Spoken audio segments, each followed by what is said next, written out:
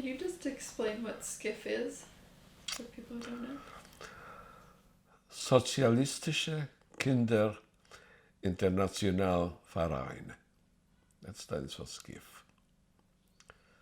It's a socialist movement. In those days, people used to criticize SKIF, Zukunft and Bund, that they were against the state of Israel. That was a lot of nonsense. There was no such thing to be against.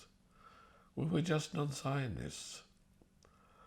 The Bund, the ideology of the Bund is make your home wherever you live.